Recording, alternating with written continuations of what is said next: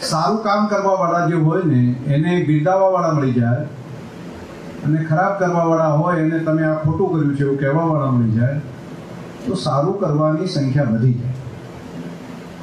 એ સામાજિક કામ હોય, આર્થિક હોય, ધાર્મિક હોય, રાજકીય હોય કે એન્વાયરમેન્ટનું કામ હોય, બધાની અંદર આ ગતિ લગભગ એક સમાન છે. આજે મોટી સંખ્યાની અંદરથી અમીરગઢ તાલુકામાંથી ભાઈઓ બહેનો બધા આવ્યા છે, અને વનનું મહત્વ સમજો છો તમે બધા.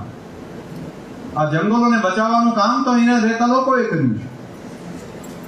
ફોરેસ્ટનું સંવર્ધન થાય એના માટે પણ જાગૃતતા તમે રાખી છે. વન્ય જીવોનું રક્ષણ કરવા માટે પણ તમારી કાળજીના કારણે આ બધા વન્ય જીવો પણ રહી શક્યા છે. જે રીતે આપણને પ્રકૃતિ બચાવે છે એ પ્રમાણે પ્રકૃતિનું સંવર્ધન કરવું, સંરક્ષણ કરવું આપણા બધાની ફરજ છે. તો ઝાડ અને માનવ એ કોઈ દુશ્મન નથી. વન્ય પ્રાણીઓ અને માનવ જાત એ કોઈ દુશ્મન નથી. એકબીજાના મિત્રો છીએ, એકબીજાના સહયોગી છીએ, આપણે એકબીજાના પૂરક છીએ. વચ્ચેની એક પણ ગેપ જો તૂટી જાય તો પૂરું ના થાય. બધાની જરૂર છે.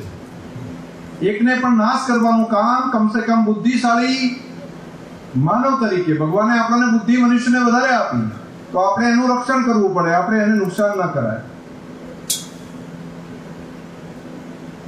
આપણે તો બધા સર્વાઈવલ થઈ ગયા, આપણે તો જીવી ગયા, પરંતુ આપણા પોરિયા છે ને એ બધા લાંબો સમય સુધી જીવી શકે, એ પોરિયાને પોરિયા જીવી શકે એના માટે આપણે ઝાડમાં રાખવા પડે. એના માટે કરીને આપણે વૃક્ષોનું સંવર્ધન કરવું પડે. નહીતર વચ્ચે ઓક્સિજનના બાટલા શોધતા હતા ને ત્યારે ધ્યાન ઉપર આવતું હતું બધાને કે ઓક્સિજન ક્યાંથી મળે છે. તો ત્યારે ઓક્સિજન માટેનું મુખ્ય સ્ત્રોત જે કહેવાય એ તો આપણા વૃક્ષો છે. એ બાટલા ભરી પૈસા લેવાનો ખર્ચો થાય પછી દોડાદોડી કરતા હતા ત્યારે ધ્યાનમાં આવ્યું કે અરે આપણે શું કર્યું, જે આપણને બચાવે છે એને બચાવવાનું કામ આપણે કેમ ના કર્યું. આ આપણી જવાબદારી છે. ધાર્મિક રીતે, આર્થિક રીતે, સામાજિક રીતે, ઇકોનોમિકલ કોઈ પણ આપણે જોશું તો આખી ઇકોસિસ્ટમને બચાવી રાખવી પડે. વ્યક્તિ તરીકે આપણે બધા પાછું એવું માનવા માંડીએ કે આ કામ તો શું છે, બસ કાખી વર્દીમાં આવેલા ફોરેસ્ટના અધિકારીઓ છે એ આને બચાવશે. તો એવું નથી.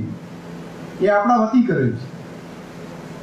એમને આપણે પગાર, પ્રજા વતી અમને પગાર મળે છે, અને એ આપણા પ્રજા વતી આપણા ઝાડવાનું રક્ષણ એ કરે છે. આપણી જીવ સૃષ્ટિનું રક્ષણ આપણા વતી કરે છે. એ આપણાથી અલગ નથી, એ આપણા દુશ્મન નથી, એ આપણા વિરોધી નથી. એ આપણા સેવક તરીકે કામ કરે છે. આપણા હિત માટે, આપણા સંતાનોના ભલા માટે કામ કરે છે. પરંતુ મોટા ભાગે ત્યાં આગળ જાણે આપણે કોઈ જવાબદારી જ નથી અને એ બધું એ કરશે ને એ આપણા વિરોધી છે એવું આપણે માનવા માંડીએ છીએ. પણ એવું નહીં. આપણે બધા એકબીજાના પૂરક